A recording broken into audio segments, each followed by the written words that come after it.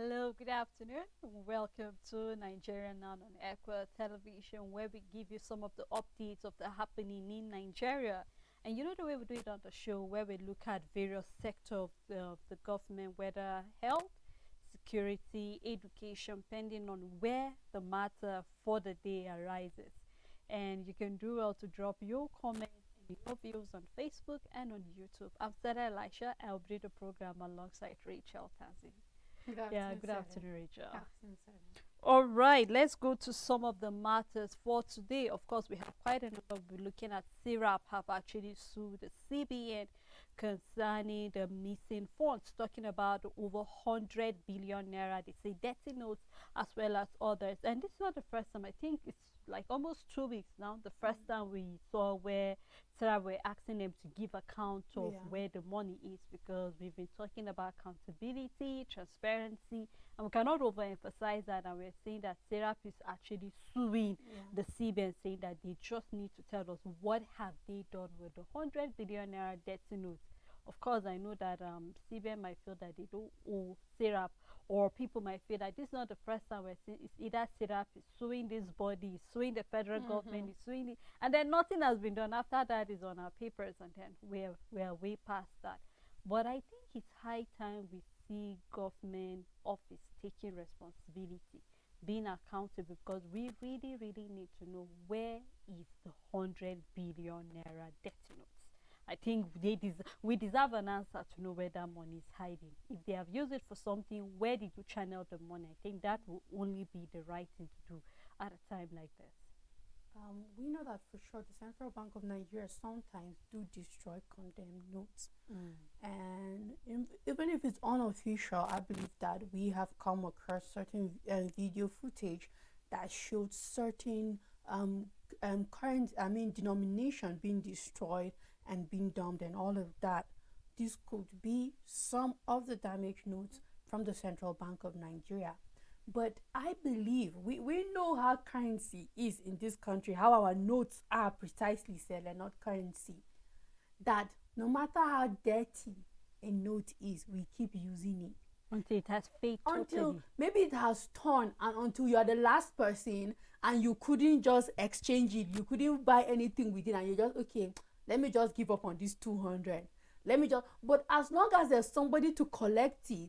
I've seen very I've seen some kinds of money, and I'm wondering who gave this money. And I won't collect it because I always try my best to give clean notes. So when I unfortunately find myself with a note that is no longer good, sometimes I take the loss. I believe a lot of people do that also, just to stop the circulation of these kinds of notes and all of that.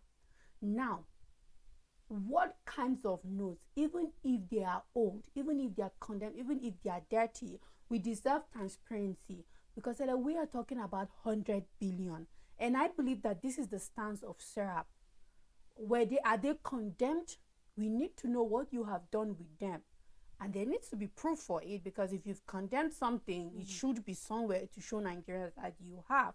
Or what have you done with it? Just as you said, what did you do with it? If it's not condemned, then what did you do with it? Are you just keeping it? Do you plan on circulating it again? Because we do know we use very dirty notes here, so there's a possibility that those notes could still be used and all of that. And it is a lot of money. If 100 billion should be condemned in this country, I believe it's a lot of money that Nigerians need to know, because that is the funding that could have gone into something else. It is a lot of money. So yes, on this we can't say Serap is not right. They are for accountability, and we need to back accountability and transparency in this country, no matter what. Even if the bodies involved feel that they do not owe anybody an explanation, just as you said, we've seen it where Serap relentlessly takes people to the court, sues left, right, center, and we're yet to see anybody answer to them. But the thing is, we keep saying it here, is that they open Nigerians' eyes to see, you know what, this is not right. And I believe that that is what they exist for. And even if they do not get the bodies answering them, you and I now, and millions of people out there know that there is 100 billion that the central bank needs to account for. Well, let us know where they actually stash such notes and if they are hoping to bring it back. Yes.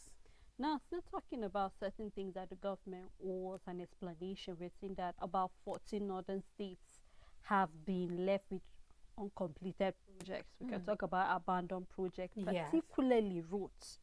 And I cannot overemphasize the fact that if we're talking about northern states, we know that these states particularly have been, will I say, those abandoned roads have been more like a death trap for a number of people. We've had number of accidents that have happened in various roads. It's either they'll tell you between Kano, Zaria Road, so accident happened. And then a number of it, even though we have very few northern states that are not actually having any abandoned federal roads projects, we've even seen where state governors have taken it upon themselves to complete certain abandoned project left by the federal government, and then let the federal government know that, okay, we have completed this road, so you need to actually pay us back the money that we spend. But the question here will be, why do we have abandoned projects? In as much as we know that the Minister for Works is trying all his best to make sure that roads are being completed. We saw a number of roads being project actually being launched in various parts of the country, especially that of the FCT. We saw where I think the first week of July or so, where we saw one project after another, one project after another being launched and all of that. And then here we're seeing that about 14 of those northern states actually have been left with that abandoned project. And I can't just help but wonder what really is happening. What is the excuse the contractors will give for not completing such roads? Because we know if we talk about development and growth, roads are actually the key reason. Imagine being linked from the market the to the villages or to the farms and all of that. Roads are very, very important when it comes to that. And then let's not even talk about the fact that right now it's raining, and some of these roads that have been left abandoned, we can end up losing totally. Why? Because if you do not complete a certain project, you might go back to square one, starting afresh all over again. And so I think this is really, really a point of concern, especially with the insecurity that the North is mostly being faced with. I think it's only right that the federal government should complete these abandoned roads that we are having. If you've used the federal roads around this northern state, Rachel, you would definitely tell that you've encountered these uncompleted roads. But I'm hoping that the government, with this eye opener, will be able to see the need to complete all of these abandoned roads. So you asked the question, why do we see abandoned road projects, most especially from the federal government or the government entirely? And the answer is carelessness. Like, there's no any other answer to that. Negligence, it's after all not my personal project, because I keep saying it. Before you see a personal project being abandoned, it must be something tragic. It just has to be that the owner couldn't, maybe became bankrupt, died, or just life didn't turn out how this person expected it. Because I don't think I can sink millions of naira into a certain things of my own hard-earned money and not see it to the ending. Yes, I believe that is why we have an economy that the capitalists are thriving on, rather than the government seeing by all means to up their own game. If I must put it like that, they're rather trying to frustrate and the capital market and all of that. Now we can put this same logic, in my opinion, to our road constructions. It's pure carelessness and negligence, nothing more, Sele. When you start awarding road contracts, we know that it is not a careless business. There's procurement, there's estimation, there's breakdown, there's left, right, center things, there's contract with the construction company and all of that. These are all paperwork that need to be put in place. How much funds? The government doesn't start a building without knowing how much it will cost it from start to finish.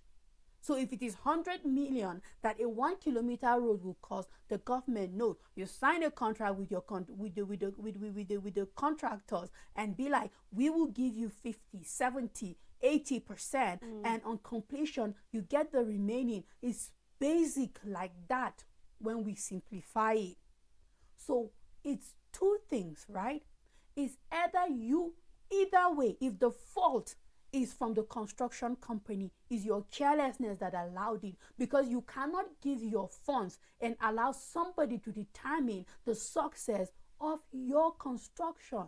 You cannot. I cannot give you 100 million and then just sit down with my house and don't care whether you start or finish the road. It's not going to work. On the other side is either someone somewhere, which is most likely, didn't pay these contractors completely and they had to stop because the funding was not yet coming. Either way, it is totally and completely the fault of the government in play, be it the state government, be it the federal government, whoever was in charge of this construction is responsible. Not even the contracting companies in the first place, because they come, by the way, is what you allow. Is what you allow that would happen at the end of the day, because you are supposed to be in absolute control of the development that comes to you. We are on the plateau and we know what road networking has brought to this state. When it comes to businesses, people are building where you wouldn't build. People's businesses are thriving in places that wasn't like that before. So much access. Talk more of our highways. Just as you talk, there's been a debt tribe. It would even be a business. We've seen how people have thrived with certain businesses on the road for years because there is a channel that makes it possible. So when you are a government and you see the benefits of certain things, you're not supposed to joke with it. So when you do, it's nothing more but carelessness, because you feel this is something that can just go, because we are okay with never giving 100%, because in the end nobody would even question you. Now we have an administration stepping in. We have Mahi coming in now and just having to pick up from there, and whether we like it or not, there will be a lot of lost funds, and some will just have to be from afresh because they've been abandoned, they've gone back to the worst level, and you are starting from afresh. So it's just carelessness, and I'm looking forward to where we can grow past this kind of negligence as a country and take it seriously when we are being taxed with such responsibilities. You know, I clearly remember when the Minister of Work stated categorically that when he's giving any project to any contractor, they are going to sign an agreement that when is the date you're starting and when are you finishing. So that on completion, I'll see whether did you actually follow the deal we had or not. And I think if we have that, we'll be able to see people being accountable to be able to finish a particular project. I remember we've talked about that on even building projects, whereby we see the money being given and then the work being given is different. So it's more like what I purchased or what I actually purchased. What I ordered versus what I got. Thank you very much. So mostly that's what we see. That what you ordered and what you're getting is different. So no one that will say that right now it's raining, you see certain roads going to the side and you wonder, wait, was this not a picture of a road we saw that, I mean, it's supposed to be up to standard? So what happened to it? So let's just hope that our government will play their part as well. We'll see those who are giving the project should also make sure they are following up. And then the supervisors, please go and check to be sure you don't stay at home and they send you pictures and you're satisfied with it. Meanwhile, it wasn't actually the road and all of that. Now we see we've been in an era where we've been talking about protests, and it has been the conversation for more than 2 to 3 weeks right now. I see that it seems as if more Nigerians are divided. In fact, I mean, just before the show, we're saying that a certain body is coming out to tell Wike in Abuja that the Eagle Square is a public. It belongs to the public, therefore they would not be stopped from using the Eagle Square. They are using it for their project. And on the other side, we're saying that some women have taken it upon themselves, still in the FCT, to come out and demonstrate in their way that no protest. So when we are looking at telling people not to protest, there's a protest to stop the protest. So I just can't help but wonder, I mean, what is really happening? And then we're seeing the number of people are just kind of, I don't know. Some people are for, others are against. And we're saying that, I remember, I mean, this morning when you and I were talking about the number of Nigerians that their line has been blocked, and we're saying that telecommunication are coming out to defend themselves and say, no, those who will block their line, it has nothing to do with the August 1st protest and all of that. But you can't blame Nigerians if they feel that you block their line because you feel it's a threat and all of that. But it seems as if we keep saying that divided we stand. So divided we fall, united we stand. So it seems as if we're divided as a country. Some are for, others are against. But I mean, we're in a democratic dispensation. So I mean, I'm not surprised to see that some people are opting out of the protest. Stella, we truly have something in this country, because you just can't wrap your head around our behaviors. You can't even wrap your head around the government's behavior. You just can't. Sometimes it just leaves us speechless in most cases. But then there are certain things that we can't just not talk about it, and there's no too much talk on a certain things because it has been an issue for weeks now, and we are fast approaching. Today is the 29th, so we're barely looking at 2 days to this proposed protest and all of that. And then, first of all, the measures in which the federal government are using to stop Nigerians from protesting is disappointing. A matter of fact, it's childish, Sele. And the Nigerian government can absolutely do better when it comes to what they can do to stop Nigerians from protesting. We've been patient and we've been giving them a long rope. Rather than poisoning the minds of Nigeria, rather than instilling fear in Nigerians, rather than emotionally blackmailing Nigerians, rather than using violence to blackmail Nigerians, rather than all the negative things you're using trying to coerce Nigerians, how about doing what it's making Nigerians take on the street in the first place? And you make it look like it is a difficult thing to do. Why are you using your ego to play with the country's affairs and policies? We look at our exchange market every single day, and we see how our currency is struggling. It's really, really struggling. And we know that this struggle started as a result of a certain policy. The question is, why are you not trying to tweak one or two things for us to see our currency appreciate to some significant amount of value as against the dollar? Now we can keep going on concerning inflation. Is the federal government telling me that there's nothing they cannot do to tackle inflation as it is now?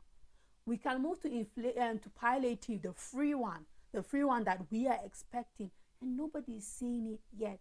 What about on security? Because in the morning you clearly stated there's so many motives behind this election and the protest.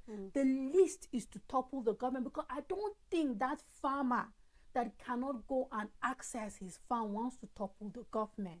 I don't think so. He just wants access to his farms. He doesn't want to clash with farmers and herders. Okay, I don't think anybody who is struggling to make ends meet, to have a 3 square meal, is thinking of becoming the next president, Bola Ahmed Tinubu. I don't think so. This person just wants an economy that at the end of the day you can chauffeur. What about the multinationals that have left, that would have wished to stay on the shores of Nigeria because we do have manpower, we do have what it takes? What about the small businesses that have to close? Is a businessman trying to make his profit or trying to become the next president of the country? So when I say that the approach of the government is very childish, it's very, very childish, Sele. There is nothing wrong with cautioning Nigerians, but trying to coerce them is a different thing entirely. And that is what the government is doing. And that doesn't sit well with anybody. And this is where Nigerians are finding it as a challenge. And just like you stated, I mean, everybody has a reason to be out there. I clearly remember when we were talking about the fact that, okay, there's certain, we had when the IGP was even talking about the fact that, you know what, if you do this, parents should want their wards, they should stay back at home, children should not get involved in all of this.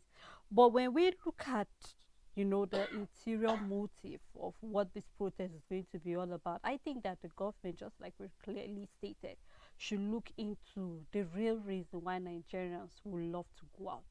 Of course, there are people who will take advantage of it, but just like we stated, I mean, in the morning and every other day that we've been talking about the protests, is the fact that this is where we need the police.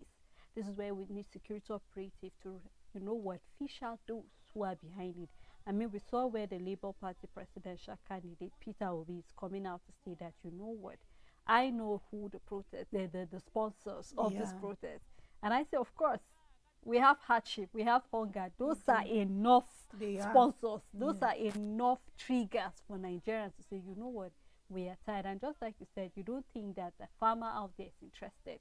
You don't think that small businesses, if things are working out, they will actually be on the street. I mean, everybody will be about this business if things are working out well. So let's just keep our fingers crossed, and we hope that just like I said, rather than emotionally intimidating and emotionally blackmailing Nigerians, Yeah. let us see a government that is willing to stand by its people to protect their lives as well as to protect their properties during all of this. Well, I think that's how far we can go. Thank you so much. You're Risha, welcome, for doing Sarah. that. And as well, thank you to our supporters, thank you to our followers, and every other person for making the program a success. We look forward again to doing this tomorrow. Do have a blessed day ahead.